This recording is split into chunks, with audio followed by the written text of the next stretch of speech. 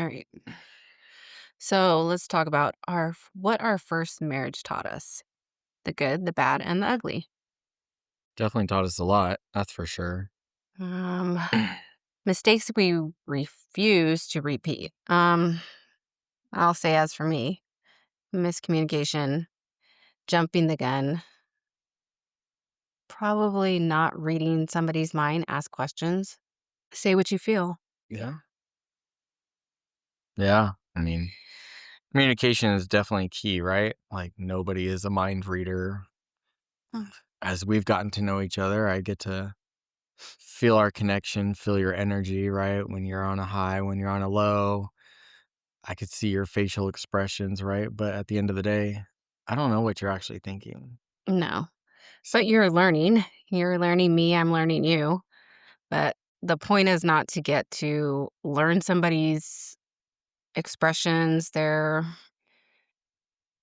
unspoken words. It's to actually ask to make sure that we're communicating still. 100% actually talking things through. What are you feeling? Mhm. How did I make you feel this way? Whatever it may be, but actually understanding what that other person is feeling. Yeah, we're getting there. Yeah, I mean, I think as humans too, we just naturally think that maybe it's something we did, but you might be feeling bad one day because of something that happened outside of my control, outside in work, or just somebody on the road. Who knows, right? Like anything, it could be anything, Yeah. right? So I think part of that communication is also learning not to take things personal, right? Like, let's understand first what our partner is feeling before we just jump right into they got a look on their face, Mhm. right? Yeah. Think we're just be consistent with that. Ask each other questions, verbalize our feelings, because I don't want to assume anything. I don't want to assume what you're feeling, what you're thinking.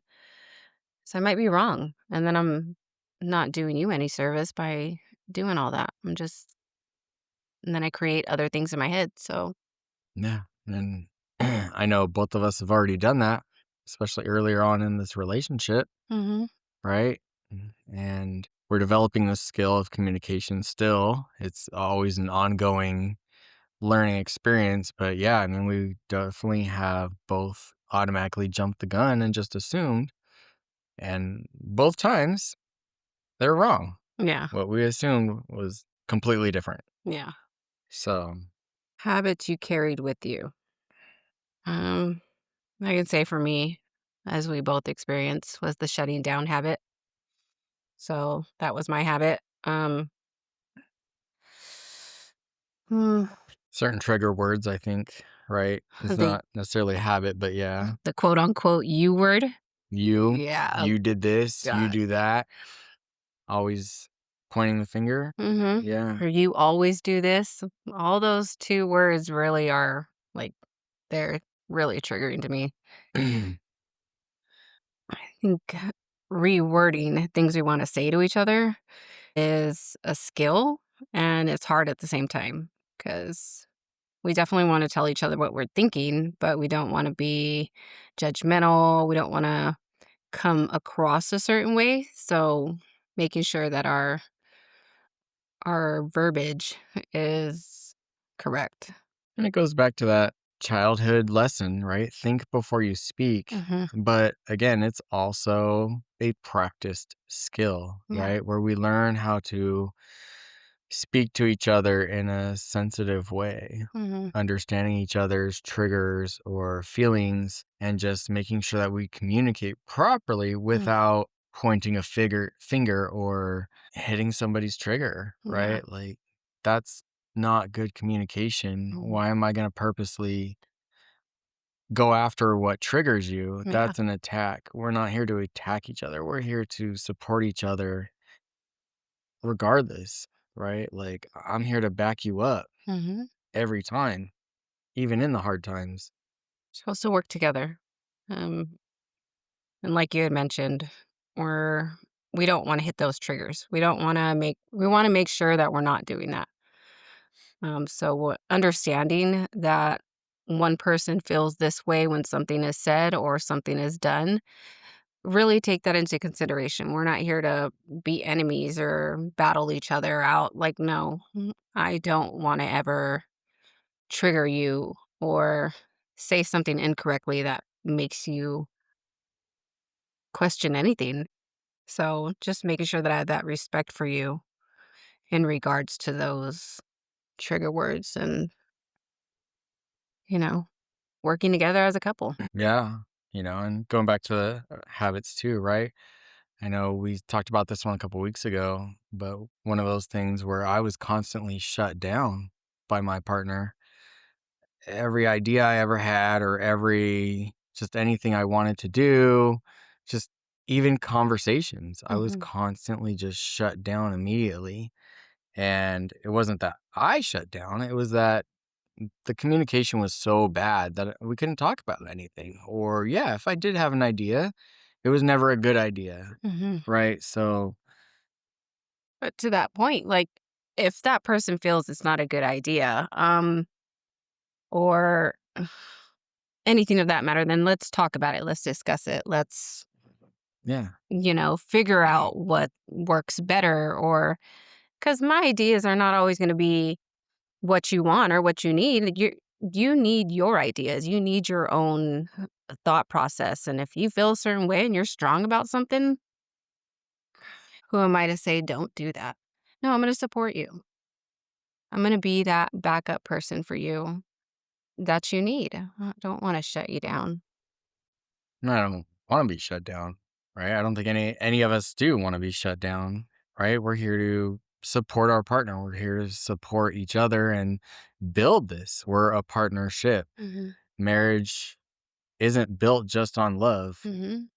It's not. As much as we all want to say, "Oh, I love this person, marriage is going to work." No, it's built on love as a foundation, Hmm. but you can't build a house without a foundation. Yeah.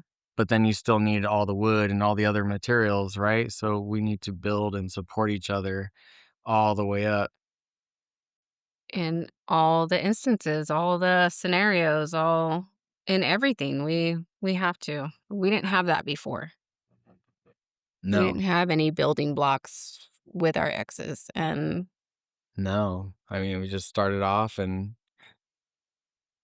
thinking we love this person so much and got married, yay. And then all of a sudden, oh, hold on. yeah, there's some serious things wrong here that, Yeah, I mean, we're not perfect, right?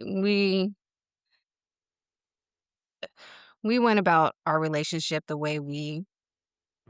felt was right Mhm. at that time. Yeah. But, if the other person's not gonna meet you in the middle or even halfway, or it's never gonna work. And we discovered that, unfortunately. And that's okay. It's okay to get it wrong, but to make sure that we don't get it wrong again. Right. I mean, I think life just gives us so many lessons, right? Where you make a mistake and that's okay, but you have to learn from it, Mhm.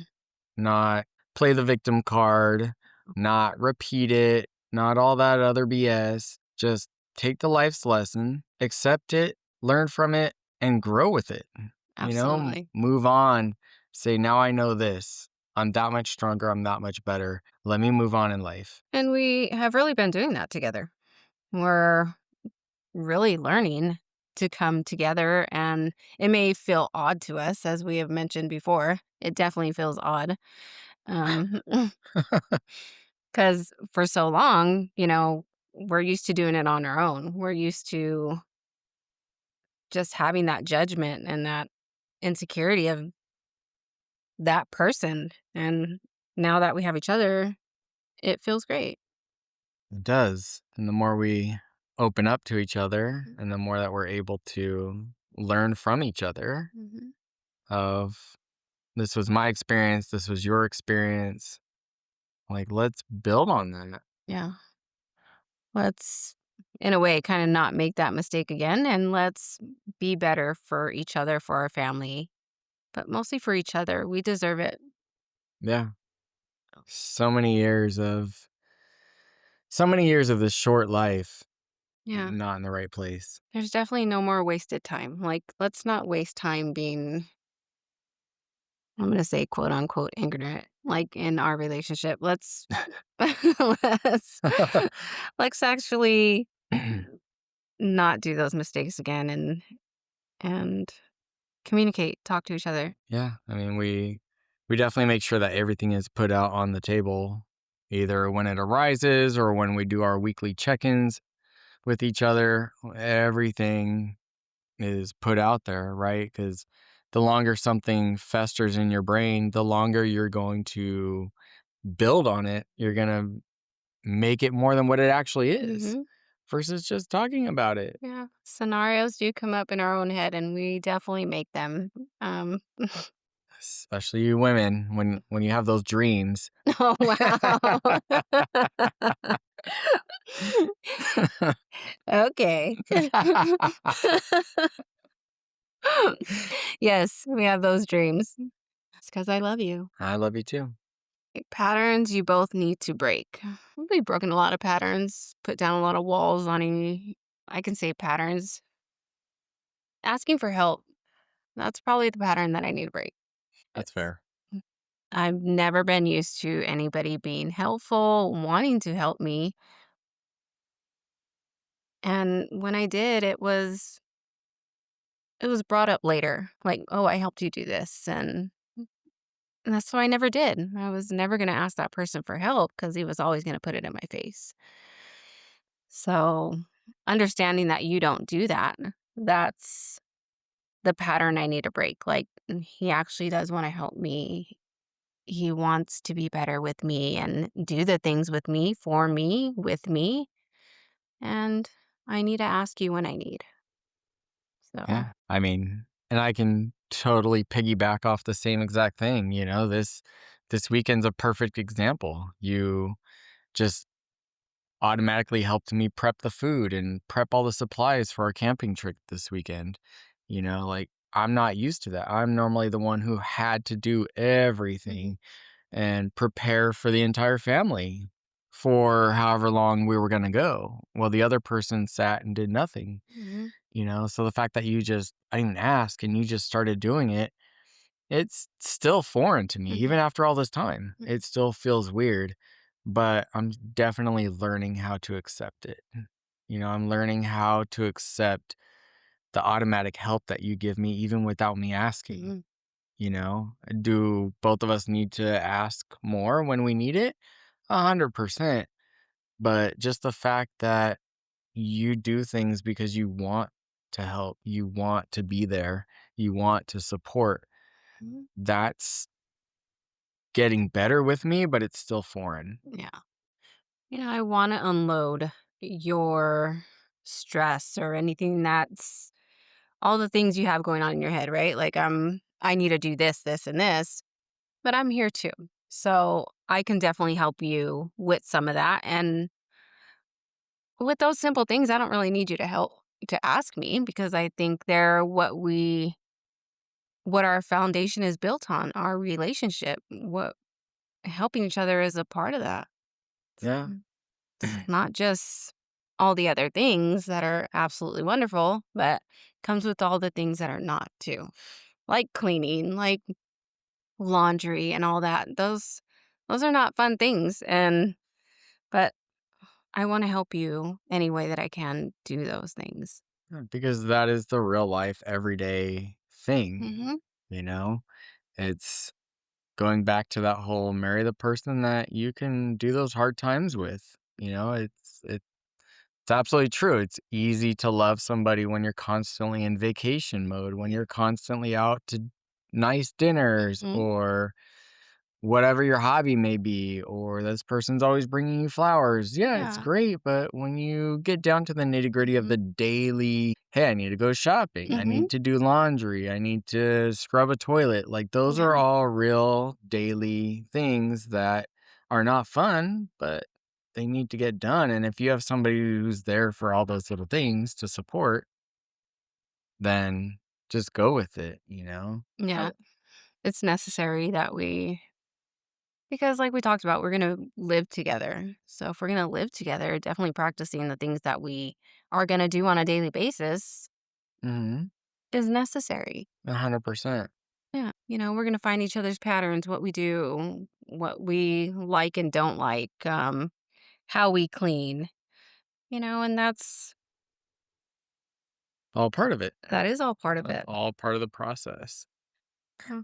Yeah, I mean, I think too, like, going back to those habits, and we just we spent so much time after the first marriage, both of us, her we spent so much time healing after that first marriage, right? That I feel like we did a lot of work, both of us. Mhm. You know, we put in a ton of self-healing and doing what we thought was right by being by ourselves after the first marriage and really healing those parts of us that we could do on our own. Now it's that time where we support each other to heal those parts that we can't do alone.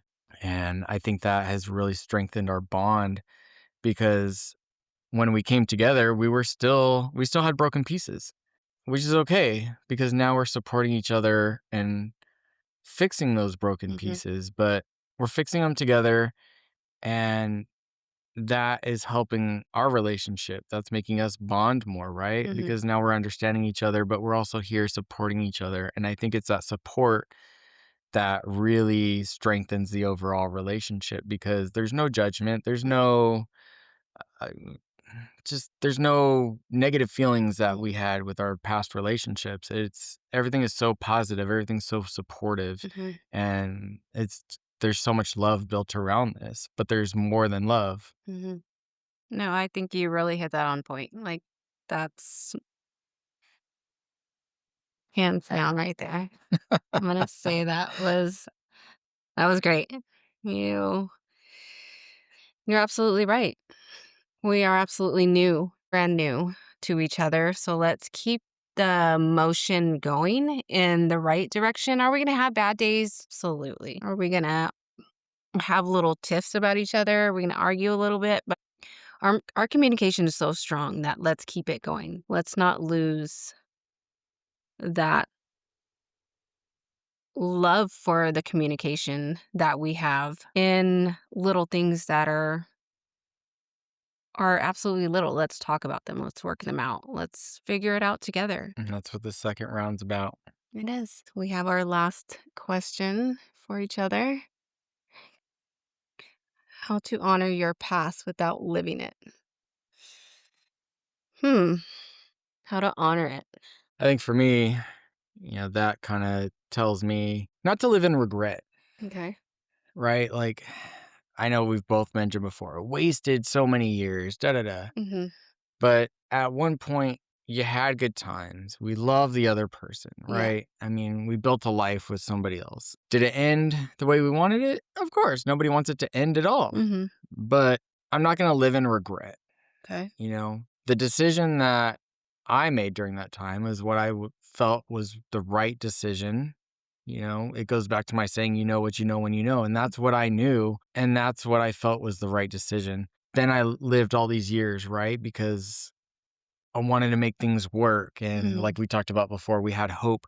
But again, overall, what I'm trying to say is I'm not going to live in regret. I'm going to appreciate the decisions that I made and the Mm-hmm. lessons I learned because it got me to who I am and where I'm at today. Mm-hmm. And I'm not going to regret that by any means. Yeah. It may have not been the fairy tale that we all had imagined in the beginning, but this is the reality now. And I love it. I would Yeah. have never met you. I would have never been in this beautiful relationship. I would have never had this support, this love, this communication, this structure if it weren't for all that happened in the past. You're absolutely right. I'm going to piggyback off your appreciation of, or the appreciation analogy of, appreciate the decisions I made. They happen the way they happen. They shaped us who we are today, and they shaped our relationship to be what it is today. 100%. strong, loving, passive in any way for each other, that we will do what we need to do to make our relationship work better than the previous. Let's set all that aside and work on all those things we didn't work on before. Absolutely. So we're going to make it work and appreciate that we had our relationship with somebody else. And that's okay. Things went the way they went, but it really has shaped us to be better people for each other. And we would have never found each other if we never lost the others. Exactly. So, and we would have never had all this, our love, Our first podcast. our first podcast. There Wow. we go. All right. Well, that's all we got for this one. Next one is going to be lessons learned the hard way. So stay tuned for episode number 2.